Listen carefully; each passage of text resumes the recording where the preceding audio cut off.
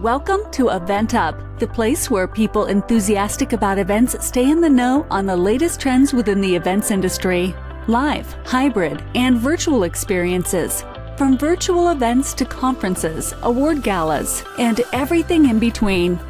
Here's your host, Amanda Ma.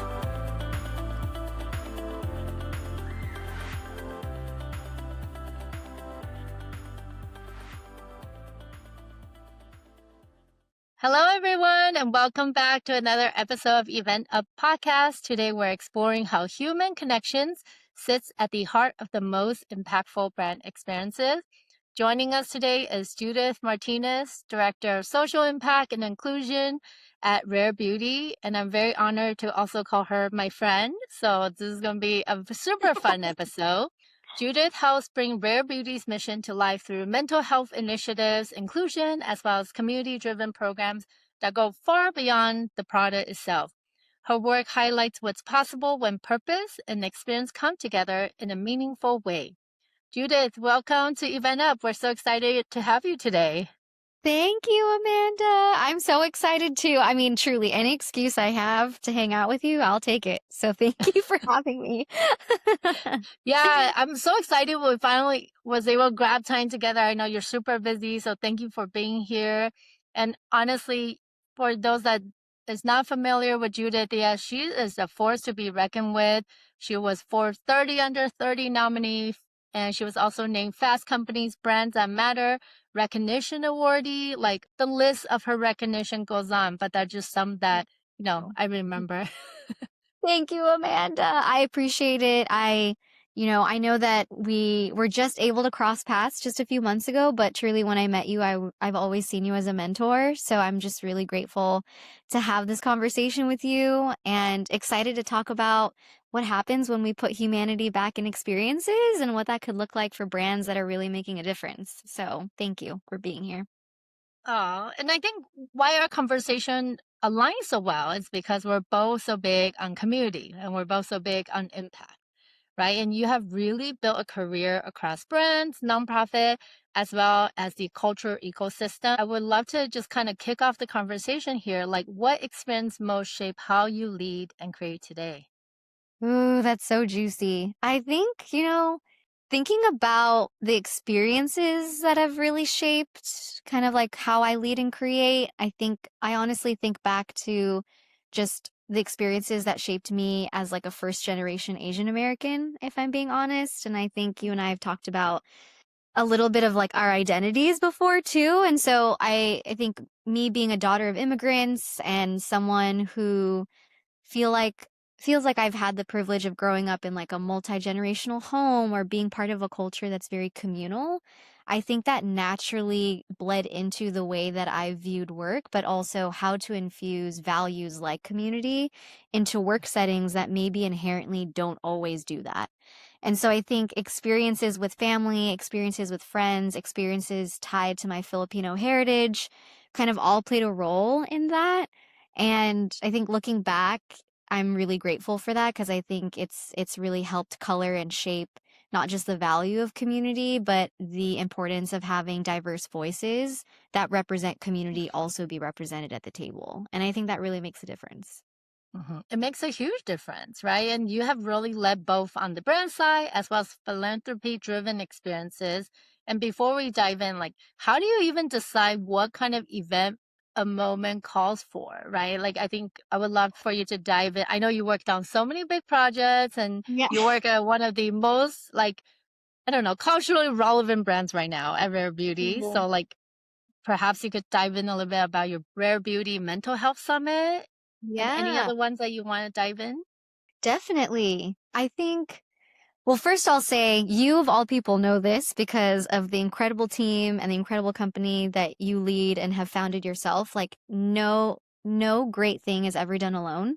So I first have to say, like, I feel grateful to be able to have created these experiences because of a great team that I get to be a part of. Like, it really takes a village to, I think, really turn an event into an experience. And so, when I think about some of our events that we've put together, whether it's virtual or even in person, I think one way that helps me kind of think through what is the best event to meet the moment is one, thinking about, funny enough, our community. I think something that's really important to Rare Beauty and the Rare Impact Fund, which is our philanthropic arm, is at the end of the day, we always want to make sure we are meeting our community where they are. And a lot of the times that means both online and offline in IRL experiences. And so two examples that I can think of is we have an in-person experience like the Rare Beauty Mental Health Summit, which is an annual tentpole event that we have on behalf of the brand. And it's the only moment throughout the year. I like to call it our Super Bowl, but I'm biased because it's my event. But it's our Super Bowl where we get to bring all of our stakeholders under one roof, the one time every year. And it's our influencer community, it's our mental health experts, it's our college ambassadors who are advocates for youth mental health, it's our corporate partners, and we're all coming together for a day filled with self-acceptance, self-care, and mental health resources that are completely free and expert-backed. Now, we do that because one, we're a mission-aligned and purpose-driven brand, but also two, we know these are the types of experiences and resources that our community is looking for that may not necessarily turn to your traditional mental health resources, if you think about it. So if we think about our community or the Rare Beauty consumer, when they're thinking about mental health help, they're probably not thinking about the American Psychological Association. They're probably thinking more so about their favorite influencer and what are they talking about, or how are they discussing mental health as it relates to them. So thinking about that and getting into the perspective of what does our community want and what do they actually gravitate towards, I think that really helps to shape the level of empathy that I think we bring to building events. And then the last thing I'll also kind of point out is it's not just in-person events, but we also host virtual events. For example, earlier today, I hosted a virtual event called Rare Chat, which is kind of like a virtual webinar series that we host. We now host it every month. And we decided to create one today as a response to what's been happening across the nation in Minneapolis with the ICE raids, for example. That's a very different kind of conversation and topic, but it still relates to mental health and self-care. So these two events, like a summit for the brand and a Rare Chat for our community navigating a hard time that the nation is kind of going through, are both events, but really coming to life in two different ways. But the commitment is the same, which is meeting our community where they are. So I think there's a lot that goes into kind of what makes me think about putting on an event and why, but at the heart of it, it really is community. This is so great because to me, you guys know your core objectives so clearly, and also you do it so timely, right? Because especially with what's happening right now, but you guys, these rare chats, it sounds amazing that you guys like take the initiative to do that. Yeah, thank Yeah. you. You do a lot of these events. Can you kind of share a moment when something went like really well in the execution, right? Because I feel like with events, sometimes you just never know. You Yeah. like plan, plan, and plan, but things sometimes happens, right? So maybe one that really shined through, like, wow, that went like even way better than I had originally anticipated. Yeah, I think selfishly, I think about our Rare Beauty Mental Health Summit, gosh, maybe like last year. I mean, they're all great. Again, I'm very biased, so you should take what I'm saying with a grain of salt. But I felt so our last Rare Beauty Mental Health Summit, which always happens in May in honor of Mental Health Awareness Month, we usually alternate the summit between Los Angeles and New York. And in 2025, we hosted it in LA. And I felt like it went especially well considering that we had, like, the city itself of LA was still very much recuperating from the LA wildfires in May of last year. And I think we were so nervous about what will be the state of Los Angeles by the time that the summit comes around. Is it okay to be hosting an event knowing that there are so many people that have been displaced, so many communities that aren't at the same level of community or infrastructure as when the year started? Like, is it tone deaf? Is it out of place? The last thing we ever want to come across as is inconsiderate. And so these are the real questions that I think really mark the power of a brand, but also the power of people behind a brand to really be mindful of we're never just creating an event for the sake of an event. Like, what are we really trying to do here? And I just say that because the event went so incredibly well, and we curated the event to actually feel like a block party as a form of like an homage to the city we call home. And so we invited local vendors, we supported local shops and communities that were impacted by the fires. And so I think being able to do that through an event and like somehow be able to tie in again rebuilding community, it went way better than I thought. I was getting anxiety. I was like, I don't know, is this going to work? Is this okay? Are we okay to do this? And also being mindful of like, is it too soon, right? Like, is it too soon to try to build something? But I think also too, one of the realities of being in marketing, or one of the realities of being in business, is we now live in a world where there's always something happening now.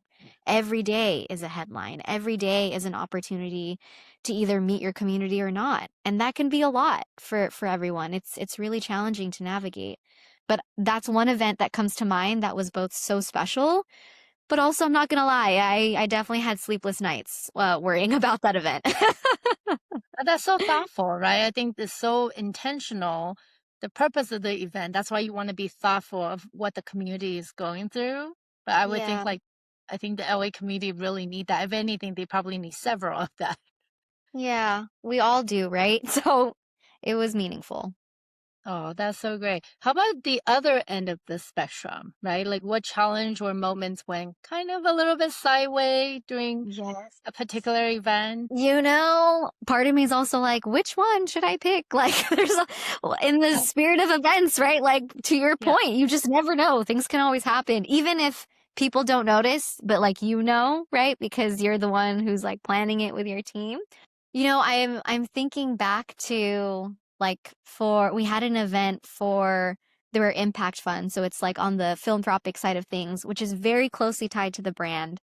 And it was our first time doing this. So I also want to do a huge shout out to any of your community members or listeners who are like doing events for the first time, or if you are in a similar boat trying to do an event for the first time, maybe in like a new way. This was one of those events. And on top of that, it was an event in New York. And so Rare Beauty and the fund is technically based in LA. So naturally, we were already outside of our element of, thinking through like logistics and all those things. And on top of that, we were, one of the things that was really critical for this event was flying in 30 different nonprofit partners across the globe. So I Wow. think managing that level of, operations, I would say, and also just being mindful of what that whole spectrum of your audience for the event was going to look like didn't always go as smoothly. Was it a great event? Yes, but there were so many small things like didn't realize the venue, which was a community venue, would lock their doors earlier than anticipated. And so that meant that certain people couldn't access the venue space for a given amount of time. And that led to something else. And, I think I really have learned over time, everything really boils down to the details. And I feel like I've learned that the hard way sometimes, especially with events. But I would say operations and logistics in a city that you're not used to hosting programming or an event in has been, I think, a really big learning curve for us. Mm. But it's been great. Yeah. And we even say, honestly, even the best event or more successful event, there's still things that we would have done a little bit differently, right? Now Yes, that like you experience it, you're like, okay, I would have set up this a little bit differently, even though it was wildly successful. So, but being different city, that always takes you out of your element, that's for sure. absolutely. Absolutely. And especially when you're working with like nonprofits, for example, very different like audience or clientele than say like a brand consumer or a corporate. So it was definitely a huge learning experience, but it was so great. It was great. That's awesome. How about in terms of like, beyond like just traditional matrix, how do you personally understand whether an experience create a meaningful impact, right? Especially you're working with all these nonprofit, like what is it that you're saying, okay, this is an impactful event? Yeah. I would say a combination of three things. I think one thing we always refer here at Rare Beauty insider secret, but not really. We kind of use, whenever we do these kind of like recaps as a team where we get to talk through like what worked and what didn't work from the event, we have this kind of like roundtable discussion that we like to call Overheard. And it's named after these social media accounts called Overheard. And then it's usually tied to like New York or San Francisco or LA. So it's a spin-off of that concept of just really being able to measure the success of an event just based off of the community sentiment that you'd overhear at the event itself. So whether it's, outside of, sure, like posts, or for those who work with influencers or influencer marketing, not necessarily EVM, but it could be actual customer community sentiment that leads to impact storytelling. So what is it about the experience that has led them to now be a champion for your mission? And do they understand your mission, your brand cause, or the vision that you're out to create? I think, Rare Beauty, we have a bit of an advantage, in my opinion, just because we are a purpose-driven brand. And those who are familiar with the brand, or maybe not that familiar, know that Rare Beauty is not just about makeup made to feel good in. It really is about youth mental health. And how can a beauty product support that? And so any kind of community sentiment that centers around that as an overheard is a huge metric of success for us. I'd say, secondly, it's being able to actually educate our consumer and our partners on, can you actually tell us what you know about us, about Rare Beauty, about the Rare Impact Fund? Do you know that we have a Rare Impact Fund? Did you know that 1% of sales go to support the Rare Impact Fund and you're never just purchasing a product? So I think there's also a benchmark of like education, that they understand what the philanthropic component of our event or our work is. And then last but not least, a win for us is not necessarily a follow on social media or a tag or a mention, but are you actually making human to human connection? Something that we've really been able to really track over time, and I think see the progress of, has been seeing digital communities become in-person communities. And one virtual community that we've been able to kind of create that's allowed us to kind of track these connections is through TYB, which, for those of you who don't know, it's called Try Your Best, and it's an online platform that allows community building. So I think that's also kind of grown into a representation of a metric, which is, are you making new friends? Are you connecting with someone new that maybe you wouldn't have entered this event knowing? So I'd say those three things have kind of become metrics that might be outside of the average traditional KPIs, I would say. That's so interesting. And then at the same time, so powerful.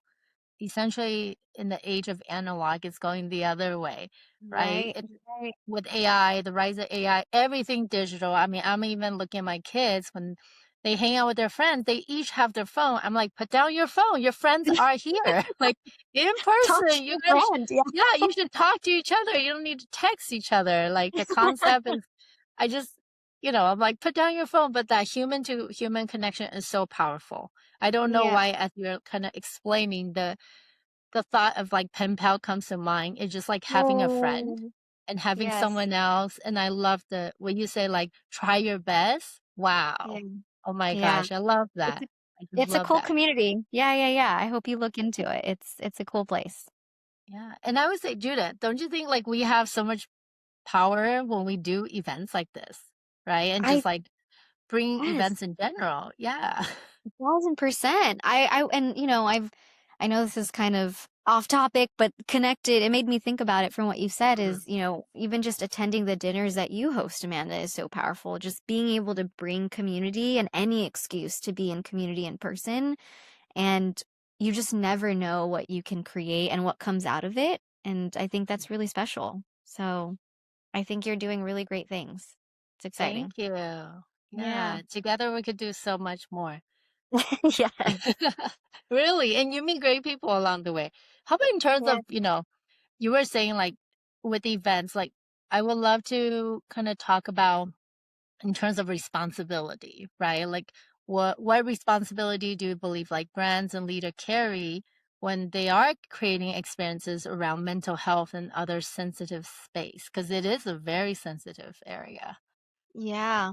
Oh, this is a great question. I think, one of the first things that comes to mind is if you're going to say you're something, do it and be it. Like kind of the example of like we gotta walk the talk. And one way that that shows up as a tangible, I think, practice for businesses and brands to do is if you're going to create something for a community and a group that you personally do not self-identify as, how can you bring those community members as a central part of that creation process? Because there is a sense of nothing for us without us. So let's be mindful, and I would invite leaders to really think about how, if I'm creating something for a group, for an organization, for a community, for what have you, am I thinking about it from the lens of that lived experience? And it doesn't mean that you have to, but it's, are we welcoming people to the table who can share that diverse background, that diverse perspective, since the intention is to actually be in support of them?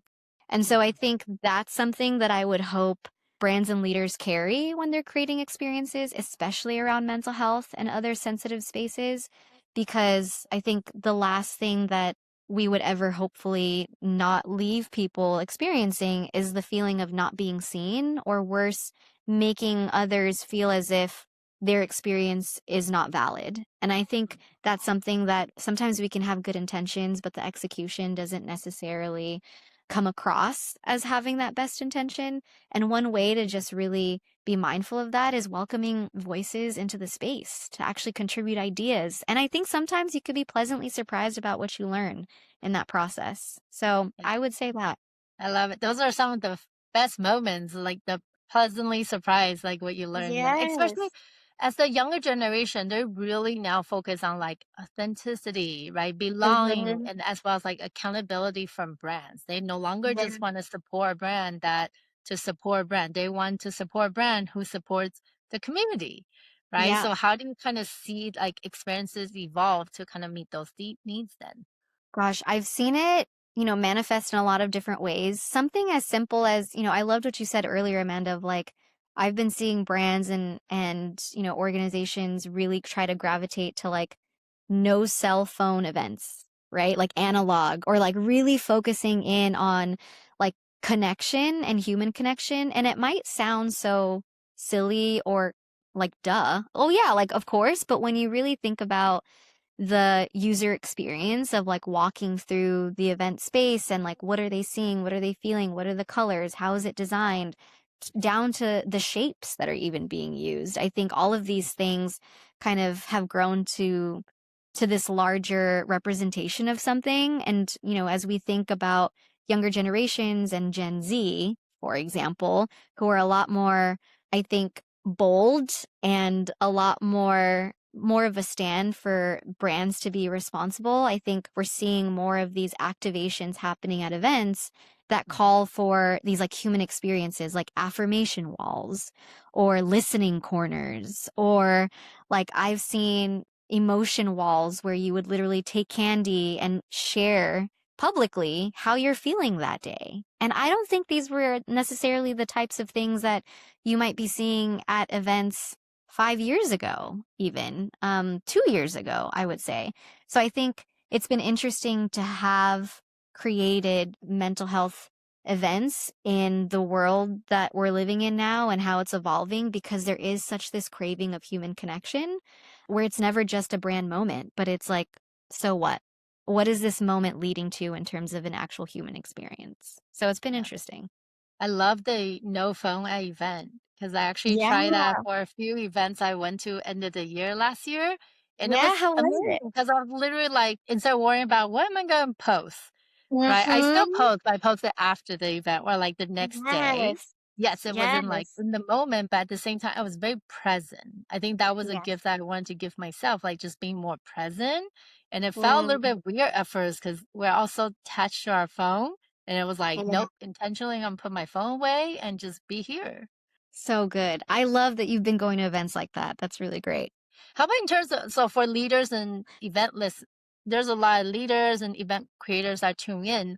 Like, what is the one mindset shift that you believe is essential when you are designing these like really purpose driven experiences, Judith? Gosh, a mindset shift. I don't know if this is necessarily a mindset shift, but it is a mindset that I know I personally and my team personally does when it comes to events, but really thinking about like the end experience. And I don't mean like when your event is over and the dinner is done and everyone goes home, like, what were the KPIs and how many people came and who didn't show up? Not necessarily that, but really thinking like, what do you want people to walk away with as an experience, like as a feeling? And I think that's been something that's been interesting for us as a mental health organization, like the Rare Impact Fund, Rare Beauty, being driven by really well-being, is thinking about how do we want people to feel when they leave our events and kind of reverse engineering that feeling.